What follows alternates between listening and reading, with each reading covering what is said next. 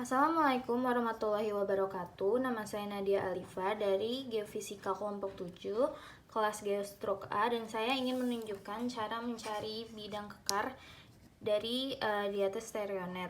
Yang pertama-tama, kita sudah diberi data sebanyak 40 nomor. Lalu kita mencari masing-masing strike dan dip-nya. Lalu setelah mencari strike dan dip, kita tandai pole. Seperti ini ya polnya, ditemukan 2 set pole di sini.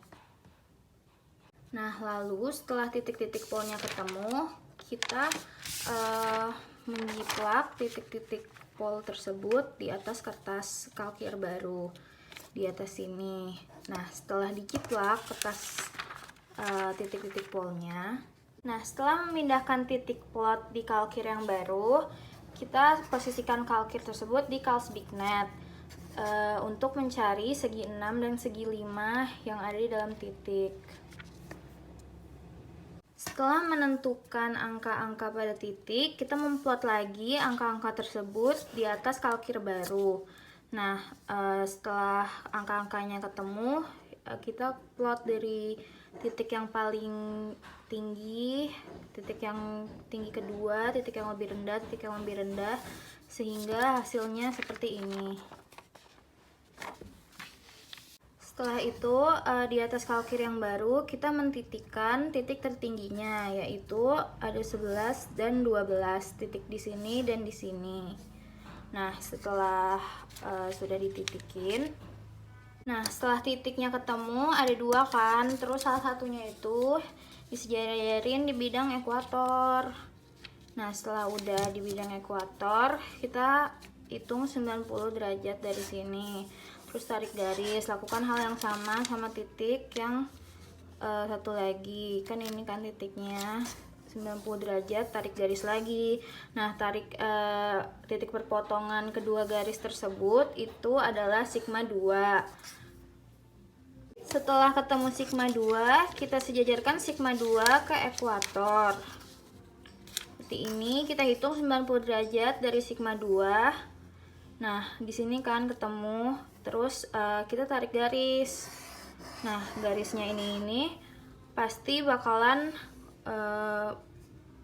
kena ini, garis yang ini sama yang ini, garis yang tadi. Nah, terus kita hitung antara titik ini dan titik ini. Kalau misalnya dia kurang 90 dari 90 derajat, dia adalah sigma 1, sedangkan kalau misalnya dia lebih dari 90 derajat, besarnya dia adalah sigma 3. Nah, cara cari sigma 1-nya itu bagi 2, di tengah-tengahnya ini ada sigma 1.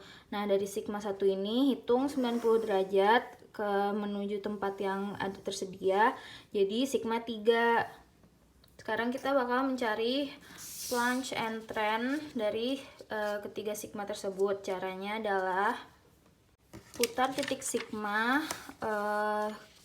ke ekuator dan hitung berapa, dan tarik garis, hitung berapa derajat. Kalau sigma 3 ini 19 derajat plunge-nya.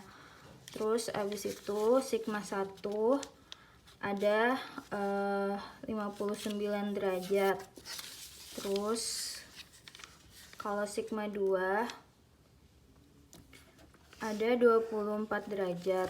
Nah, terus habis itu kita cari trennya adalah balikin lagi ke arah north di stereonet. Terus habis itu kita hitung ke trennya tadi berapa derajat dari northnya. Kalau misalnya sigma 2 itu 24 derajat trennya. Kalau misalnya sigma 1 itu trennya ada 160 derajat east. Kalau misalnya sigma 3 ini ada 280 derajat east.